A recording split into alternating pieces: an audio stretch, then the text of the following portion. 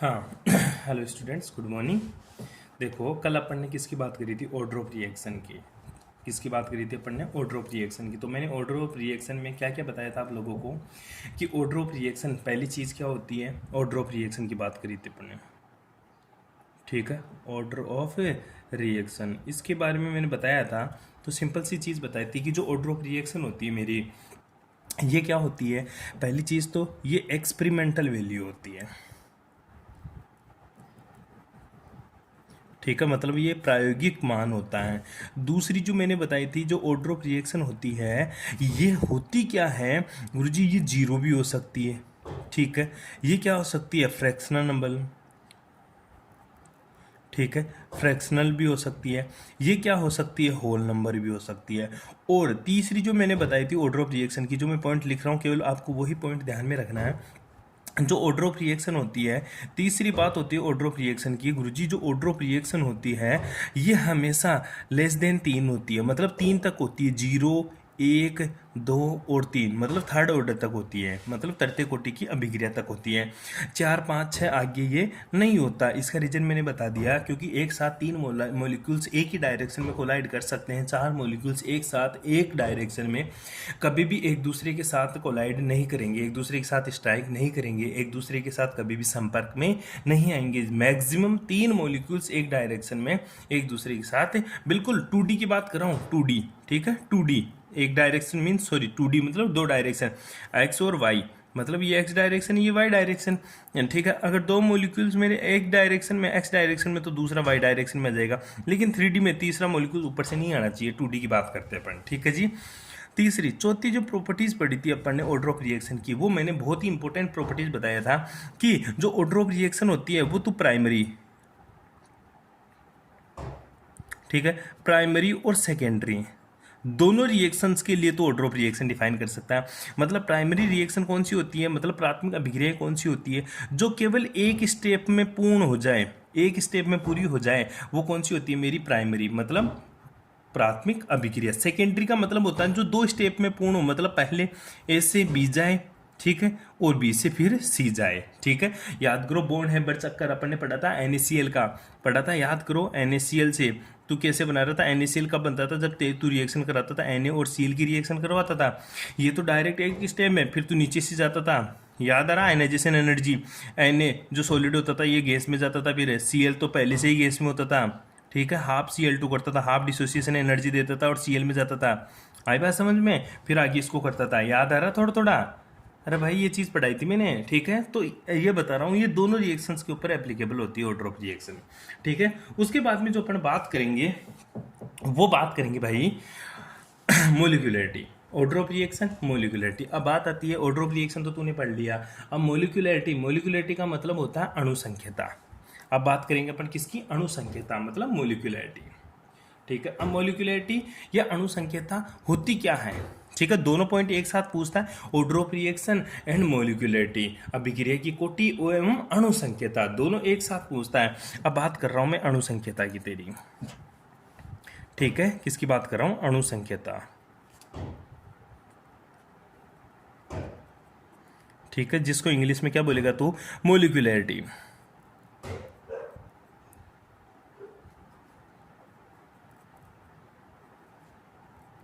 ठीक है जी। मोलिकुलरिटी, अणुसंख्यता या मोलिकुलरिटी, इस चीज़ को स्पेशल ध्यान में देना एक चीज़ के लिए।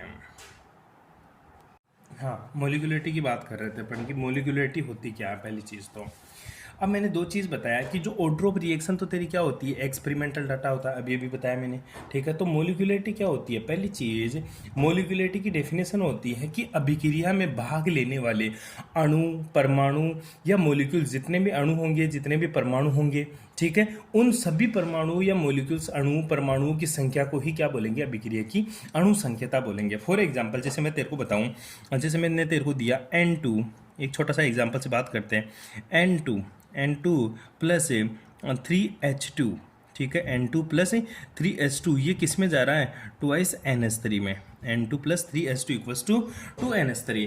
तो इस रिएक्शन में एक चीज़ देख तू ढंग से, इस रिएक्शन में कितने मॉलिक्यूल्स पार्टिसिपेट कर रहे हैं, कितने अणु पार्टिसिपेट कर रहे हैं, वो चीज़ देख। N2 मतलब तेरा रिएक्टेंट है, ये दोनों तेरे क्या है? रिएक्टेंट है। ये दोनों क्या है तेरे रिएक्टेंट। तो कितने रिएक्टेंट इस रिएक्शन में पार्टिसिपेट कर रहे हैं, इसमें कितने रिएक्टेंट तेरे पार्टिसिपेट कर रहे हैं, वही अभिक्रिया की क्या होगी, मोलिकुलरिटी होगी। बताओ रे इस अभिक्रिया में मोलिकुलरिटी कितनी होगी, कितने रिएक्टेंट पार्टिसिपेट कर रहे हैं। एक तो गुरुजी N2 का अणु, N2 का अणु, ठीक है, मोलिक्यूल्स ही तो है, और एक 3 H2 का अणु, तो मोलिकुलरिटी कितनी हो जाएगी, 3 रेख 4 हो जाएगी।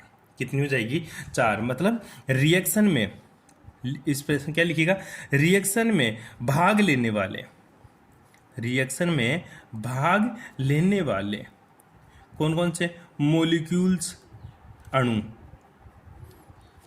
एटम, ठीक है, रिएक्शन में भाग लेने वाले मोलिक्यूल्स, एटम, इनकी जो संख्या होगी, इनकी जो संख्या होगी वही क्या कहलाएगी, मेरी मोलिकुलरिटी कहलाएगी, मतलब अणु संख्यता कहलाएगी। क्या कहलाएगी, मेरी अणु संख्यता कहलाएगी। रिएक्शन में भाग लेने वाले मोलिक्यूल्स, एटम की संख्या क्या कहलाएगी, अणु संख्यता, मतलब मोलिकुलरिटी कहलाएगी। जैसे N2 और 3 H2, 3 एक 4, तो यहाँ पे अणु संख्यता कितनी हो जाएगी, 4 हो जाएगी।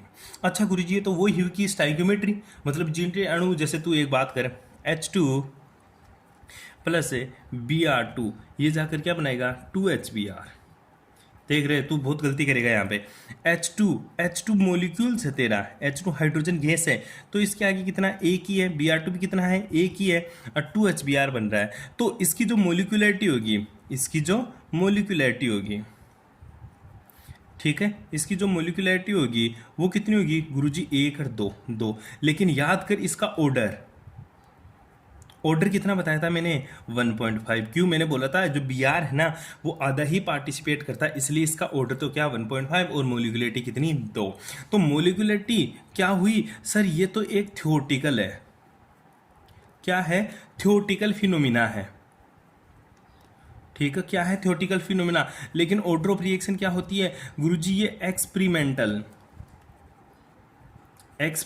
फिनोमिना है, ठीक है, ध्यान दियो। मोलिकुलरिटी तो एक थ्योरेटिकल फिनोमिना होता है, और ऑर्डर ऑफ रिएक्शन क्या होती है, एक्सपेरिमेंटल फिनोमिना होता है। मोलिकुलरिटी तो रिएक्शन को देखकर मैं निकाल सकता हूँ कितनी मोलिकुलरिटी होगी, लेकिन ऑर्डर ऑफ रिएक्शन निकालने के लिए मुझे उसका एक्सपेरिमेंट करना पड़ेगा और पता लगाना होगा कि कितनी रिएक्टेंट की कंसंट्रेशन अभिक्रिया में पार्टिसिपेट कर रही है, वो उसकी एक्सपेरिमेंटल फिनोमिना होता है। तो वहाँ से ऑर्डर निकलेगा, और रिएक्शन को देखकर रिएक्शन में भाग लेने वाले मोलिक्यूल्स, एटम की जो संख्या होती है, नंबर ऑफ मोलिक्यूल्स और एटम्स जो भी होंगे वो क्या कहलाएंगे, मेरे अणु संख्यता कहलाएंगे।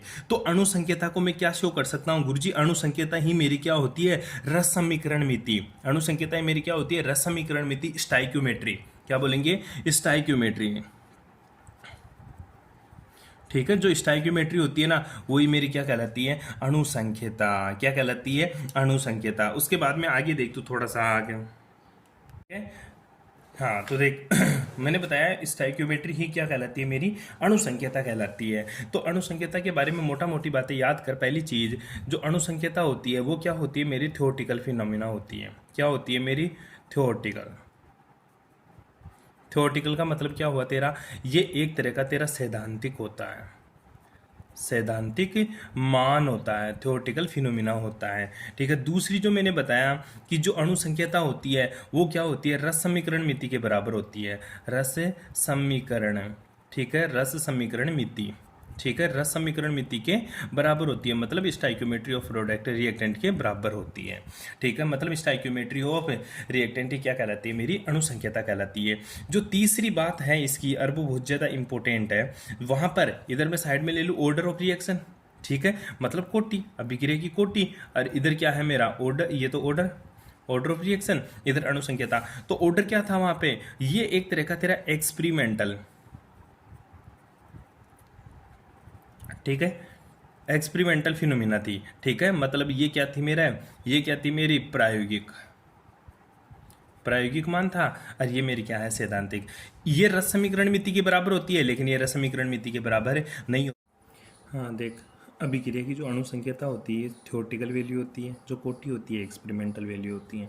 अभिक्रिया की जो अणु संख्यता होती है वही रस समीकरण मिति होती है, ठीक है, लेकिन कोटि का मान कभी भी रस समीकरण मिति या स्टाइक्योमेट्री के बराबर नहीं होता।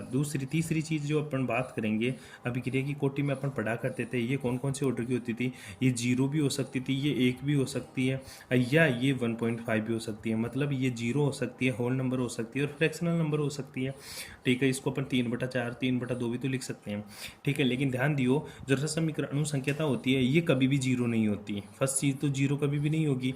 दूसरी चीज़, ये फ्रैक्शनल भी नहीं होगी, मतलब 1.5 के समथिंग इसका मान भी फ्रैक्शनल भी नहीं होगा।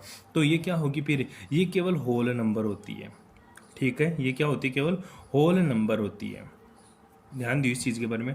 अणुसंख्यता कभी भी जीरो नहीं होती, अणुसंख्यता कभी भी फ्रैक्शनल नंबर नहीं होती, अणुसंख्यता हमेशा होल नंबर होती है। लेकिन कोटि जीरो भी हो सकती है, कोटि होल नंबर भी हो सकती है और कोटि फ्रैक्शनल भी हो सकती है। ध्यान दियो थी। तीसरी जो चौथी बात करेंगे अपन अणुसंख्यता और कोटि में, जब तो कोटि की बात करता था तो ये प्राइमरी और सेकेंडरी, मतलब ये प्राथमिक और द्वितीय दोनों अभिक्रियाओं के लिए कोटि ज्ञात की जा सकती है। लेकिन ध्यान दियो, जो अणुसंख्यता होती है ये केवल प्राइमरी अभिक्रियाओं के लिए ज्ञात कर सकते हैं, अपन सेकेंडरी अभिक्रियाओं के लिए अणुसंख्यता की वैल्यू फाइंड आउट नहीं कर सकते हैं, ठीक है। ध्यान दियो इस चीज़ के बारे में। जो पांचवी बात करी थी अपन ने अणुसंख्यता और इसके अंदर कोटि के अंदर, जो कोटि में अपन ने बात करी थी, ये फ्रैक्शनल हो सकती है, अपन ने पढ़ लिया। रसमीकरण मिति के बराबर नहीं होती, एक्सपेरिमेंटल मान होती है 0, 1, 1.5 या 3/2 ऐसा कुछ होता है। अब जो इम्पोर्टेंट थिंकिंग है ना, अणुसंख्यता 1, 2, 3, 4 कहीं तक भी हो सकती है, लेकिन कोटि केवल 1, 0, 1, 2, 3 तक ही होती थी। इसका मान आगे तक भी हो सकता है। फॉर एग्जाम्पल अभी अपन ने बात करी N2 + 3H2 = 2NH3, ठीक है, 2NH3। यहाँ पे अणुसंख्यता जो मोलिकुलरिटी होगी, अणुसंख्यता जो मोलिकुलरिटी होगी,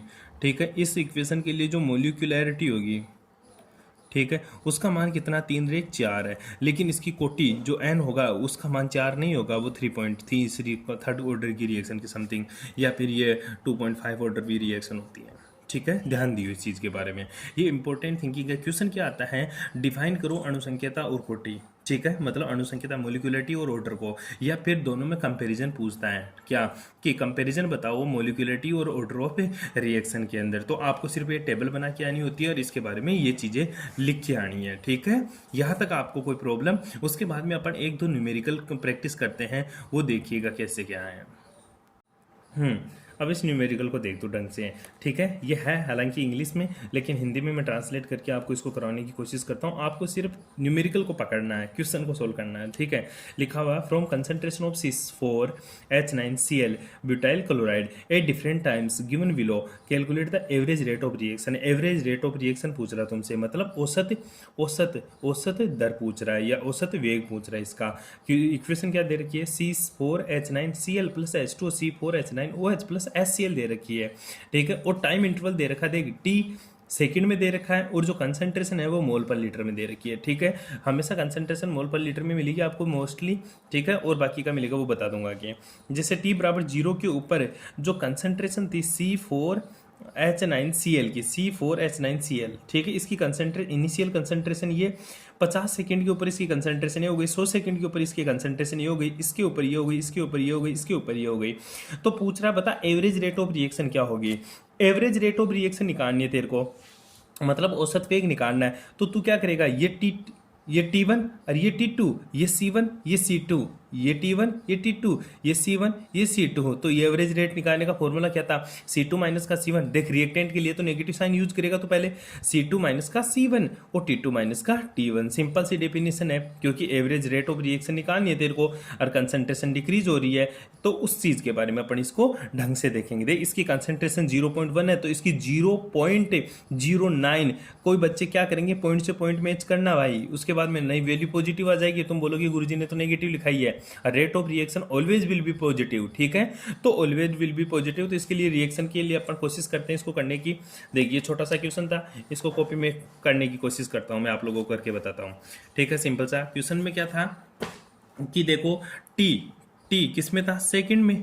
टी किस में था, सेकंड में, ठीक है। टी किस में था मेरा, सेकंड में। और सेकंड में टी की वैल्यू कितनी दे रखी है, पहले तो 0 दे रखी है, फिर 50 है, ठीक है। उसी के बाद में क्या थी, तेरी कंसंट्रेशन दे रखी थी।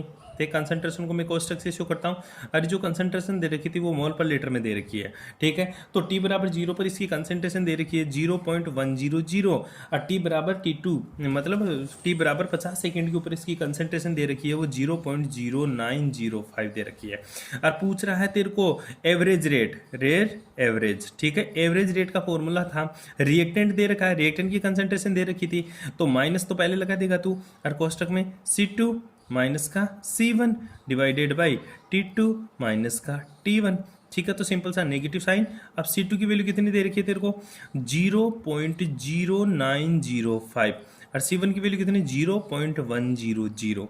ठीक है, डिवाइडेड बाई T2 माइनस का T1, T2 कितना 50 और T1 कितना 0।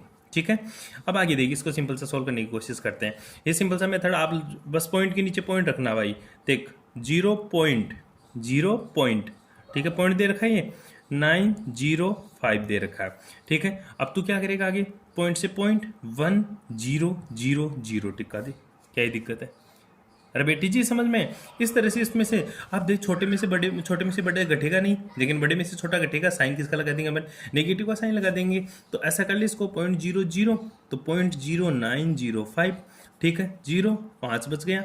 ठीक है, यहाँ से 1 ले लिया तो यहाँ पे 10 हो गया था। ठीक है, 10 में से 1 गया तो यहाँ पे 9 बच गया, 9 में से 9 गए तो 0। ठीक है, यहाँ पे कितना बच गया, 9.095 बच गया तेरा। आई बात समझ। लेकिन ये वैल्यू क्या आएगी, नेगेटिव की, तो यहाँ पे क्या लगाएंगे, नेगेटिव, और कोष्टक में भी क्या आ जाएगा, नेगेटिव 0.095। ठीक है, डिवाइडेड बाई 50। अब नेगेटिव से नेगेटिव क्या हो जाएगा तेरा, पॉजिटिव। ठीक है, तो क्या बच जाएगा, 0.095 डिवाइडेड बाई 50। इसको सोल्व कर ले, आंसर आ जाएगा एवरेज रेट ऑफ रिएक्शन। ऐसे सभी के लिए निकालना होता है, अगर जो भी देना सबका एवरेज रेट निकाल सकता है तू। ठीक है भाई, ऐसे तेरे को एवरेज रेट ऑफ रिएक्शन निकालना आना चाहिए। छोटा सा न्यूमेरिकल प्रैक्टिस थी अपनी, कोई दिक्कत यहाँ तक। ठीक है, अब नेक्स्ट टॉपिक स्टार्ट करते हैं अपन। अब देख, अपन 1-2 एग्जांपल और डिस्कस करते हैं जिसमें अभिक्रिया की अनुसंख्यता और कोटि के बारे में। ठीक है, कि अभिक्रिया की अनुसंख्यता कौन सी होगी, इसमें अभिक्रिया की अनुसंख्यता कितनी होगी, इसमें अभिक्रिया की कोटि कितनी होगी। तो वो देख, एक एग्जाम्पल की बात करते हैं अपन, सिंपल सा। ठीक है, एग्जाम्पल लेते हैं। जैसे मैंने एक एग्जाम्पल लिया 4 HBr, मैंने 4 HBr इसकी रिएक्शन करवा दी मैंने ऑक्सीजन के साथ। ठीक है, 4 HBr ले लिया मैंने, इसकी रिएक्शन किसके साथ करवा दी मैंने, ऑक्सीजन के साथ। ठीक है, वो देगी सिंपल सा, दोबारा बात कर। हाँ, अब देख तो आगे अपन एक बार और बात करते हैं अनुसंख्यता और कोटि की। ठीक है, कि इसमें अनुसंख्यता कितनी होगी, कोटि कितनी होगी। ठीक है, उसकी बातें करते हैं। डिफरेंस अपन ने पढ़ लिया, न्यूमेरिकल अपन ने सोल्व कर लिया। अब अनुसंख्यता और कोटि की बात करते हैं। जैसे एक रिएक्शन 4 HBr प्लस O2, इसके साथ मैंने ये रिएक्शन करवाई। ठीक है, ये रिएक्शन करवाने पर जो मेरा प्रोडक्ट मिल रहा है, वो मेरे को प्रोडक्ट मिल रहा है 2H2O, मतलब 2 जो मॉलिक्यूल्स होंगे वो तो जल के मिलेंगे, और साथ में Br2 गैस बाहर निकल जाएगी। ठीक है, 2Br2। ठीक है, अगर इस अभिक्रिया के लिए बात करें तो सिंपल सी बात है गुरुजी, अणुसंख्यता कितनी होगी। ठीक है, अणुसंख्यता मतलब मोलिकुलरिटी तो 4 1 5, जितने मोलिक्यूल्स होंगे उतनी इसकी अणुसंख्यता होगी। अब बात आती है गुरुजी इसकी कोटि कितनी होगी, क्या निकालेंगे इसकी कोटि, मतलब इसका ऑर्डर क्या होगा।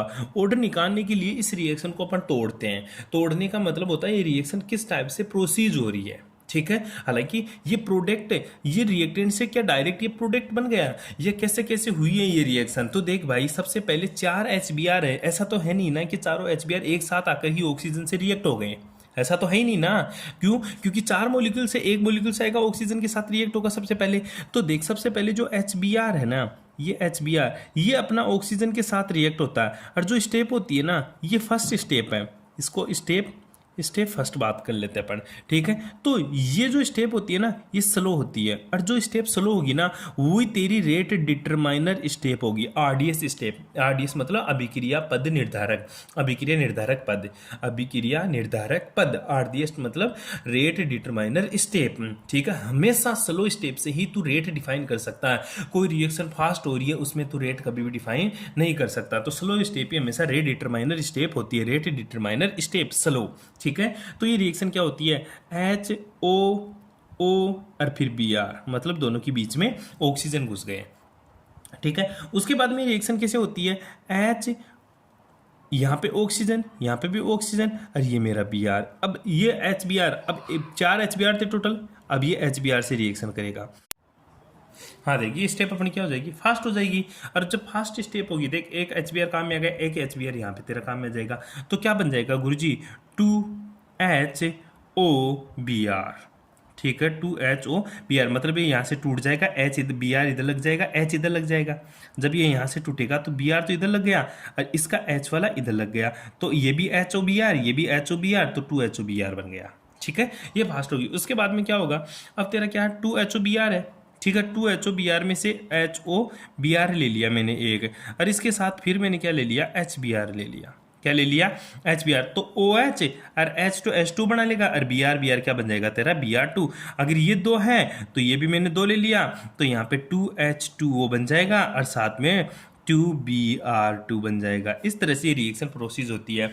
अब देख, इसकी जो रेट है ना, ये directly proportional, rate determine step हमेशा फर्स्ट बताती है, तो ये डायरेक्टली प्रोपोर्शनल तो होगी, एक तो HBr के और एक O2 के हैं। ठीक है, तो इसकी पावर 1 और इसकी पावर भी 1, तो n की वैल्यू कितनी आ जाएगी, 1 + 1 = 2। अतः ये कौन सी ऑर्डर की रिएक्शन होगी, मेरी सेकेंड ऑर्डर की रिएक्शन होगी। इस तरह से अपन किसी भी रिएक्शन की अणु संख्याता और कोटि का निर्धारण करते हैं। तो इसकी कोटि कितनी आ जाएगी, 2 आ जाएगी, और इसकी अणु संख्याता कितनी आ जाएगी, 5 आ जाएगी। ठीक है, इस तरह से तेरे को order of reaction find out करनी होती है। कर सकता है ऐसी चीज। नेक्स्ट आगे एक एग्जांपल और डिस्कस करते हैं अपन। ठीक है, एक रेट डिटरमाइनर, एक का और रेट ऑर्डर और क्या बोलते हैं, अणु संख्याता निकालते हैं एक चीज की। ठीक है, जैसे मैं तेरे को इथाइल एसीटेट देता हूँ। ठीक है, तूने पढ़ा था example ethyl acetate, CH3 CH3 CaO CaO और C2H5। आई बात समझ में, CH3 COO है, COA नहीं है, COO C2H5 इथाइल एसीटेट है। ठीक है, इसकी रिएक्शन किससे करा दूं मैं, पानी के साथ, H2O के साथ रिएक्शन करा दी। ठीक है, H2O के साथ रिएक्शन कराई, किसकी प्रेजेंस में, एसिड की प्रेजेंस में, H+ की प्रेजेंस में। एसिड की प्रेजेंस क्यों लिया, क्योंकि मीडियम एसिड करने से रिएक्शन थोड़ी फास्ट हो जाती है। रिएक्शन तो अपने आप भी होगी, लेकिन रिएक्शन थोड़ी फास्ट हो जाती है। तो बनेगा क्या भाई, ये बन गया CH3 COOH है, और साथ में क्या बन गया मेरा, C2H5 है, OH C2H5OH। अब इसकी देख, जो आणविकता, देख अणु संख्याता को आणविकता भी बोलते हैं। अणु संख्याता को, हिंदी वाले ध्यान देखना, अणु संख्याता, इसको आणविकता भी लिख देता कभी कभी।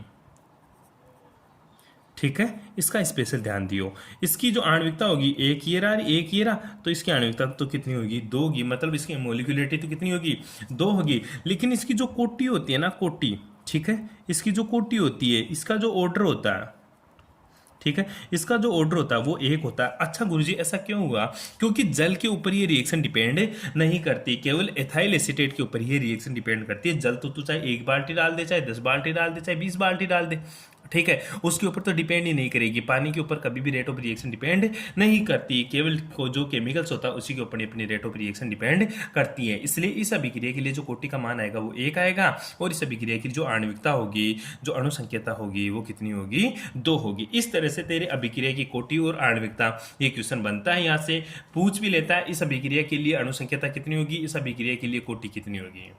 बेटी चीज समझ में, इस तरह का ये क्वेश्चन पूछ लेगा। और भी बहुत सारे एग्जाम्पल है जो मैं आपको नोट्स में प्रोवाइड करूंगा, तो उनमें आपको डिफाइन करना है कि इसकी आणविकता कितनी होगी, इसकी कोटि कितनी होगी। कॉपी से करना, बुक से देखना, जहां कहीं से भी मिले तेरे को ये चीज़ जरूर उठानी है। ठीक है जी, इसका ध्यान दियो। अब नेक्स्ट टॉपिक स्टार्ट करते हैं अपन।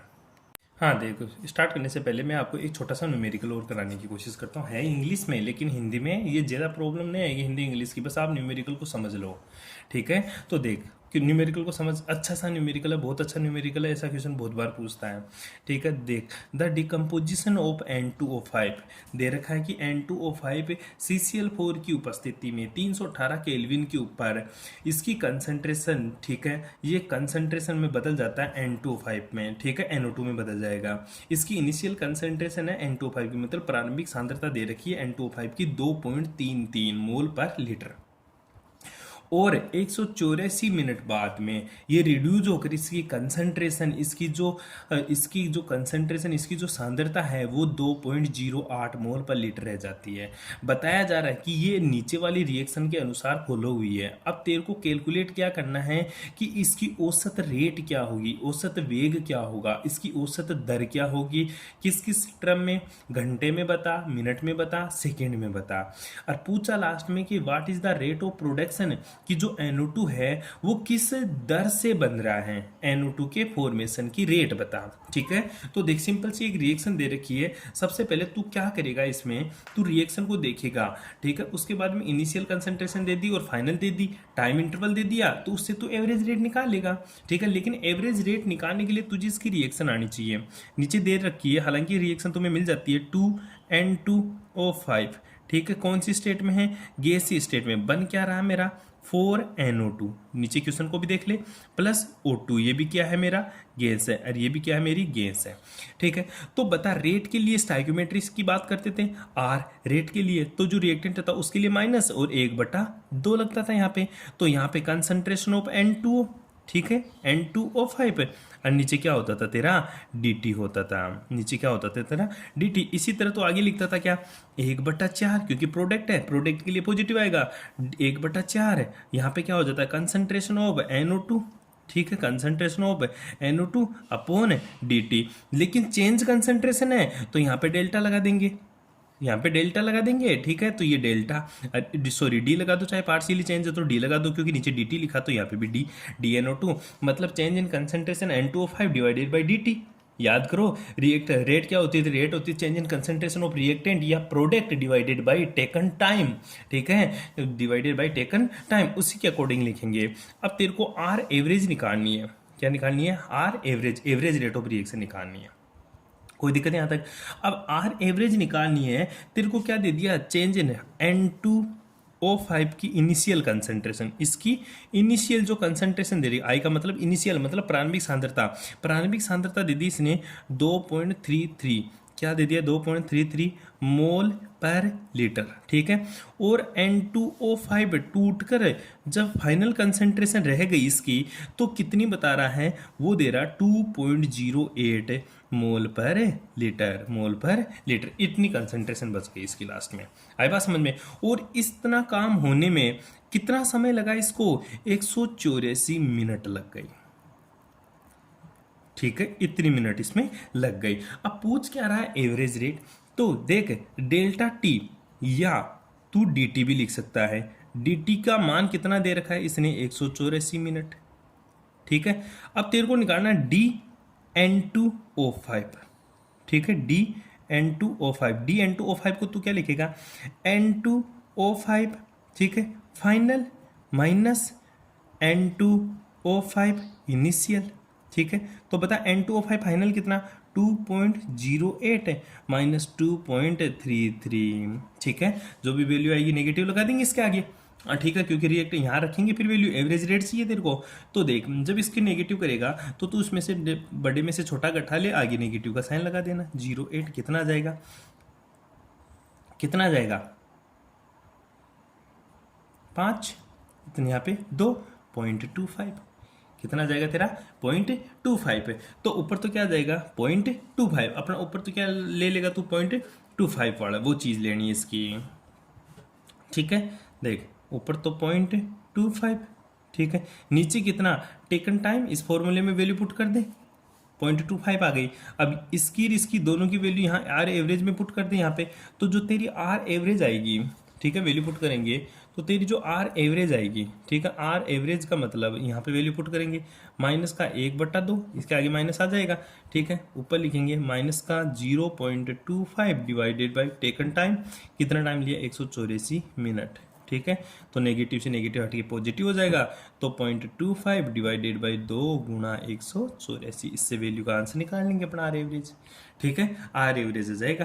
अब पूछा कि NO2, ये तो मिनट में आएगा, ठीक है, क्योंकि ऊपर तो क्या आएगा आंसर किस में आएगा मोल पर लीटर और मिनट, ठीक है, सेकंड में कर लेगा तू, क्यों 60 से डिवाइड कर देंगे, और इसको घंटे में कैसे बदलेगा, सॉरी 60 से गुणा कर देंगे तो सेकंड में, और 60 से डिवाइड कर देंगे तो ये किस में चला जाएगा अपने घंटे में चला जाएगा, हॉर्स में चला जाएगा, ठीक है। इस तरह से इसका आंसर निकालेंगे, कोई प्रॉब्लम यहाँ तक, ठीक है। अब पूछ रहा है कि भाई साहब जो NO2 है, ऊपर देखो एक बार, पूछ रहा है कि जो मेरा NO2 है ये किस हिसाब से बन रहा है, गुरुजी ये तो इस हिसाब से बन रहा है, ये तो इस हिसाब से बन रहा है, तो 1/4 को इधर आर एवरेज से मल्टीप्लाई कर देंगे, और आर एवरेज की वैल्यू में तेरा जो आंसर आएगा वो यहाँ से निकल जाएगा, और इसकी फॉर्मेशन की रेट आ जाएगी। इसको करके देखना, अगर फिर भी समझ में नहीं आए तो मेरे से पूछना, ठीक है। इस वीडियो को पॉज करके इसके स्क्रीनशॉट ले लेना, क्वेश्चन आपके पास हो जाएगा, ठीक है। इस तरह से ये क्वेश्चन अपन अटेम्प्ट करते हैं।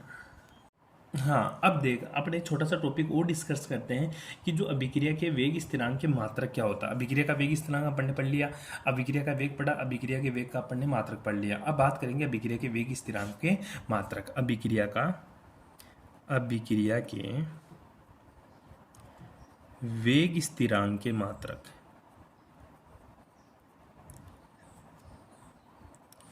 मात्रक, ठीक है, मतलब रेट कांस्टेंट की unit of rate constant, unit of rate constant, ठीक है, कि जो अपना अभिक्रिया का वेग स्थिरांक है, यूनिट ऑफ रेट कांस्टेंट है, वो क्या होगा। अब बात आती है गुरुजी तूने तो अभिक्रिया का वेग स्थिरांक के मान ही अलग अलग बता दिए, कैसे, कम। हाँ, अब जो अपन बात करेंगे वो यूनिट ऑफ रेट कांस्टेंट की बात करेंगे। लेकिन देख, अभिक्रिया की कोटि के अनुसार रेट कांस्टेंट बनता है, कैसे, जैसे मैं तेरे को एक छोटा सा एग्जांपल दूँ। जैसे मैंने तेरे को एक एग्जांपल रिएक्शन भी करवाई थी कि ये कौन सी ऑर्डर की रिएक्शन है और इसकी रेट कांस्टेंट क्या होगी।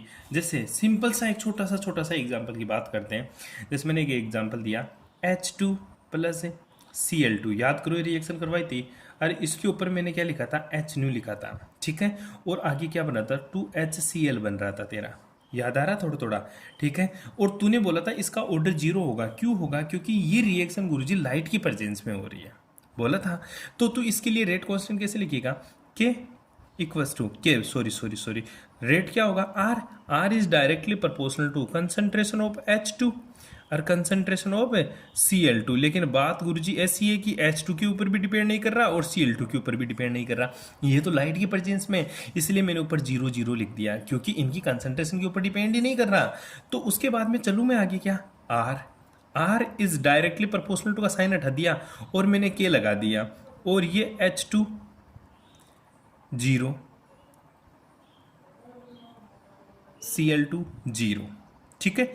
अब बता, अब इधर देख, H2 किसी की भी पावर जो 0 होती है उसका मान कितना होता है,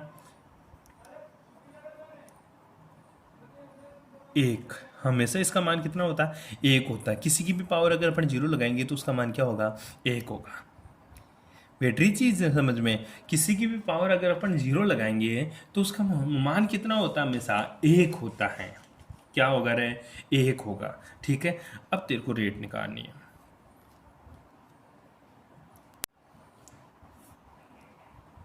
हाँ, H2 0, Cl2 0 बराबर 1, ठीक है। ध्यान देना इस चीज़ के बारे में। अब तुझे क्या निकालनी है, रेट निकालनी है। क्या निकालनी है, आर क्या है तेरी रेट, तो आर बराबर क्या आ गया तेरा के। अगर यहाँ पे 0 है और तुझे पता 0 ऑर्डर की रिएक्शन है तो यहाँ पे के 0 लगा दे नीचे, इससे तेरे को ऐसा डिफाइन हो जाएगा, ये 0 ऑर्डर की अभिक्रिया के लिए रेट कांस्टेंट है, 0 ऑर्डर अभिक्रिया के लिए अभिक्रिया का वेग नियतांक है। तो आर बराबर के 0 हो गया तेरा, कोई दिक्कत यहाँ तक। मतलब गुरुजी जो 0 ऑर्डर की रिएक्शन होगी उसका वेग स्थिरांक, अभिक्रिया के वेग स्थिरांक, पहले तो पता चला कि अभिक्रिया का वेग, अभिक्रिया कौन सी है, 0 ऑर्डर की अभिक्रिया, उसका वेग स्थिरांक के 0, इसका मात्रक क्या होगा। तो यहाँ पे मैं लिख दूं, ये मेरी कौन सी अभिक्रिया है, 0 ऑर्डर की, कौन सी है ये मेरी, 0 ऑर्डर रिएक्शन। और 0 ऑर्डर रिएक्शन का जो वेग स्थिरांक होगा वो निकाल रहे अपन, बैटरी चीज समझ में। अब देख आगे देख, तो आर क्या होता है, रेट क्या होता है, प्रोडक्ट की कंसंट्रेशन बटा टेकन टाइम, ठीक है, नीचे टाइम, ठीक है, जो भी रिएक्टेंट या प्रोडक्ट की जो भी कंसंट्रेशन होगी डिवाइडेड बाय टाइम। और तुझे पता है क्या कि कंसंट्रेशन होता है, इसका मात्रक क्या होता है, इसका मात्रक या यूनिट जो होती है इसका मात्रक होता है मोल पर लीटर। और तुझे पता है टाइम का जो मात्रक होता है, टाइम की जो यूनिट होती है वो क्या होती है, सेकेंड। टाइम की यूनिट क्या होती है तेरी, सेकेंड। तो बता, इस 0 ऑर्डर अभिक्रिया के लिए जो के नोट का मात्रक होगा वो आर के बराबर होगा, वो किसके बराबर होगा, आर के बराबर होगा, वही सेम रिएक्टेंट और इन दोनों का मात्रक होगा। ध्यान देना इस चीज के बारे में, सिंपल सा है, ठीक है। अब इसके लिए जो मात्रक होगा वो निकालते हैं अपन कैसे, कि गुरुजी रेट कांस्टेंट, रेट का मात्रक क्या होगा, आर का मात्रक हो गया मोल पर लीटर, और नीचे क्या, टाइम का मतलब सेकंड। तो के नोट का मात्रक भी क्या हो जाएगा, जो के नोट का मात्रक होगा गुरुजी वो भी के नोट का मात्रक क्या हो जाएगा, ऊपर आ जाएगा मोल, नीचे क्या आ जाएगा, लीटर 2 सेकेंड।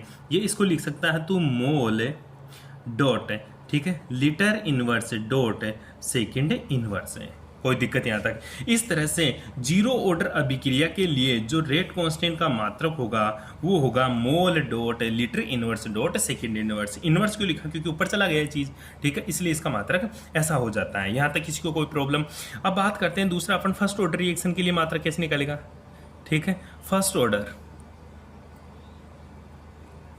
ठीक है, कोई रिएक्शन लेते हैं जो फर्स्ट ऑर्डर की हो और उसके लिए अपन क्या निकालेंगे, रेट कांस्टेंट का मात्रा निकालते हैं। फॉर एग्जांपल मैंने रिएक्शन ले ली H2O2, ठीक है, क्या ले लिया, H2O2, और ये किस में टूट रहा है तेरा, H2O प्लस O2 में टूट रहा है, H2O प्लस O2 में टूट रहा है। अब तुझे पता है इसकी ऑर्डर क्या है, फर्स्ट ऑर्डर रिएक्शन है, इसका ऑर्डर क्या होगा, फर्स्ट ऑर्डर। फर्स्ट ऑर्डर मतलब इसका ऑर्डर क्या होगा, फर्स्ट ऑर्डर, ठीक है। तो इसका मात्रक निकालना है, कैसे, क्योंकि मुझे पता R is directly proportional to concentration of H2O2 की पावर 1, और जो पावर होता है वही ऑर्डर होता है यहाँ पे, ठीक है। तो R इक्वल्स टू मैं लिख सकता हूँ, समानुपाती का चिन्ह हटाऊंगा तो K1 लिख दूँ, क्योंकि मुझे पता चल गया है फर्स्ट ऑर्डर रिएक्शन है, तो K1 फर्स्ट ऑर्डर नियतांक, ठीक है, फर्स्ट ऑर्डर रेट कांस्टेंट पे लिख दिया, इसकी पावर 1, ठीक है।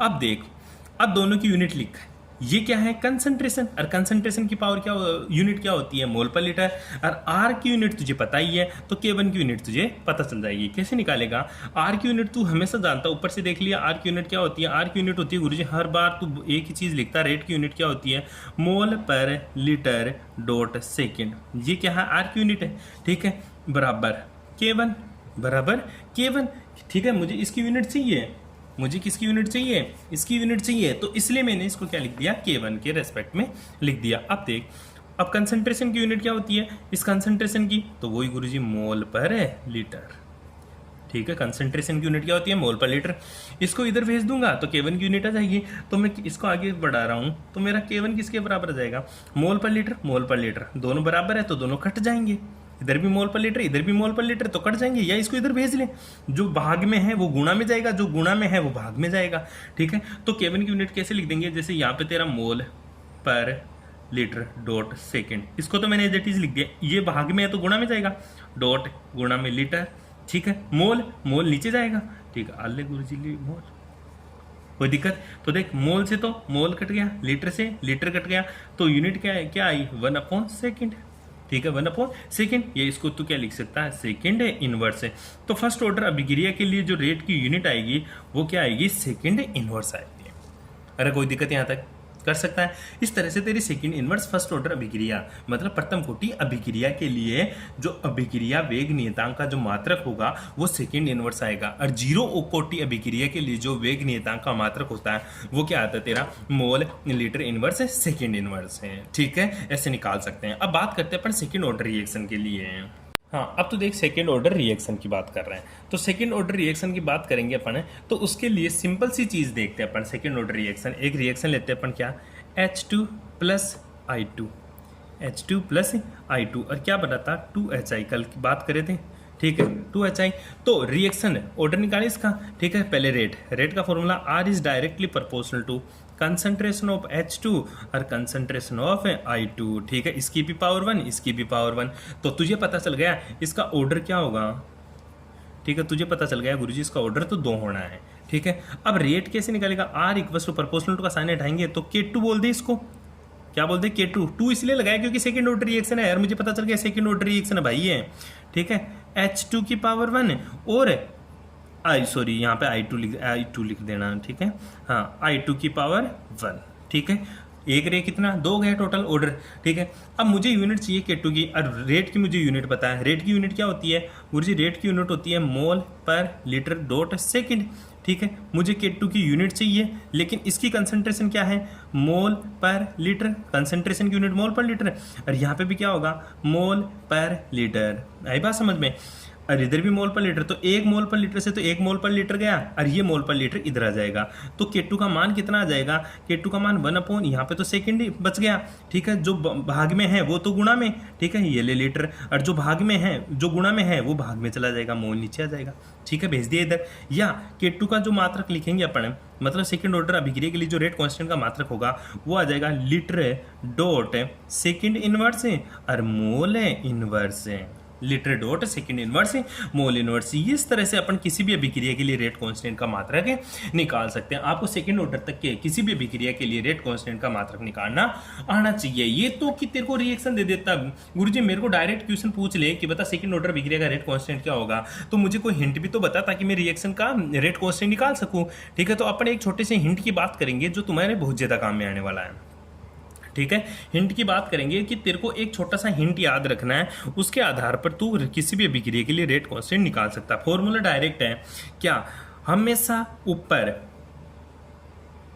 ऊपर क्या लिखेगा, मोल पर लीटर, ये तो तू जानता ही है, मोल पर लीटर डॉट सेकंड इनवर्स लिखते हैं ऐसा, क्योंकि रेट का मात्रा क्या होता है, मोल पर लीटर है, मोल पर लीटर है, लेकिन ये हमेशा ही गुरुजी उल्टा होता है, तो 1 माइनस एन लिख दिया कर। यहाँ पे क्या लिख देगा तू, 1 माइनस एन, जहां पे एन क्या है, order of reaction, order of reaction, जहां पे एन क्या है, ऑर्डर ऑफ रिएक्शन। कुछ बुक्स में आपको ये हिंट्स इसी तरह से भी मिलेगा, litre divided by mole dot second inverse, ठीक है, ऐसा मिलेगा। तो लीटर डिवाइडेड बाय मोल, इसको क्या लिख देगा, 1 माइनस एन की जगह n माइनस 1 कर देगा। क्या ही दिक्कत है भाई, कैसे ही फॉर्मूला जाए, 1 माइनस एन किया तो मोल पर लीटर है, और n माइनस 1 करेगा तो लीटर पर मोल आ जाएगा। सेकंड इनवर्स तो सेकंड इनवर्स ही रहना है हमेशा, ठीक है। और n क्या है, जहां पे ऑर्डर ऑफ रिएक्शन। अब बात करें, अगर मैं n बराबर 0 लिख दूं, n बराबर 0 मतलब शून्य कोटि की अभिक्रिया के लिए, शून्य कोटि के लिए, ठीक है। n बराबर क्या लिख दिया मैंने, 0, तो कौन सी अभिक्रिया हो गई, शून्य कोटि।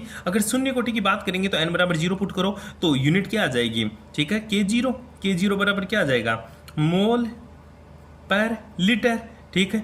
1 माइनस एन की जगह 0 डॉट सेकंड इनवर्स, ठीक है। तो 1 माइनस 0 गया तो 1 ही बच गया, तो क्या आ जाएगा, मोल पर लीटर डॉट सेकंड इनवर्स, या इसको तू लिख सकता है mole dot litre inverse dot second inverse. इसी तरह ये तो किया था आपने सारी रिएक्शनें, ठीक है। इसी तरह अगर मैं K1 की बात करूं, फर्स्ट ऑर्डर की रिएक्शन की बात करूं, तो n बराबर क्या पुट करूंगा मैं, अगर n बराबर 1 पुट कर दिया तो फर्स्ट ऑर्डर रिएक्शन, तो K1 का मान कितना आ गया, वो आ जाएगा गुरुजी मोल पर litre 1 minus n 1 minus 1 dot second inverse, ठीक है। और 1 माइनस 1 0, तो K1 का मान कितना आ गया, तो K1 का मान कितना आ गया, मोल, इसकी मोल पर लीटर, इसकी पावर 0 डॉट सेकंड इनवर्स। तो 0 की किसी की भी पावर 0, उसका मान कितना होता है 1, तो आंसर क्या आ गया तेरा, सेकंड इनवर्स। ये तो अपन ने निकाला था, ठीक है। इसी तरह अगर मैं गुरुजी बात करूं n बराबर 2 की, n बराबर 2 की मतलब सेकंड ऑर्डर रिएक्शन, ये तेरी फर्स्ट थी,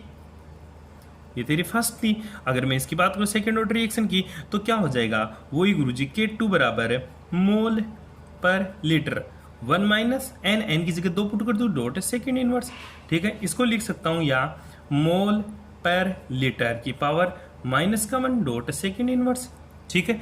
या तो इसको लिख सकता, उल्टा हो गया, तो मोल का इनवर्स तो मोल इनवर्स, लीटर का इनवर्स ये नीचे है, ऊपर जाएगा तो पॉजिटिव, तो इसको तो लिख सकता लीटर मोल इनवर्स और सेकेंड इनवर्स है। इस तरह से अपन किसी भी अभिक्रिया के लिए रेट कांस्टेंट बाय हिंट भी निकाल सकते हैं। आपको रेट कांस्टेंट निकालना आना ही आना चाहिए, क्योंकि ये क्वेश्चन हर बार पूछता है कि फर्स्ट ऑर्डर अभिक्रिया के लिए रेट कांस्टेंट क्या होगा, जीरो ऑर्डर अभिक्रिया के लिए रेट कांस्टेंट क्या होगा, इसकी यूनिट क्या होगी, ये चीज़ें आपको निकालनी आनी चाहिए, ठीक है जी। यहाँ तक पढ़ो, आपको फिर आगे की बातें डिस्कस करेंगे नेक्स्ट क्लास में। Okay, thank you.